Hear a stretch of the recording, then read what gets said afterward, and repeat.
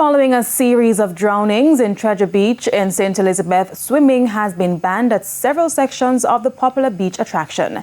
The Tourism Product Development Company Limited, TPDCO, the National Environment and Planning Agency, NEPA, and other stakeholders erected no swimming and caution signs at 10 strategic locations over the past 3 days. In a statement today, the TPDCO said the authorities were guided by the residents and other stakeholders on where to erect the signs.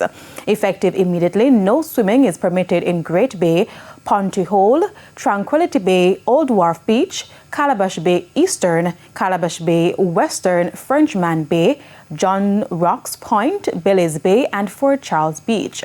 However, the public is being assured that not all waters in Treasure Beach are off limits. Steps are also being taken by the government to provide lifeguard training and certification for citizens.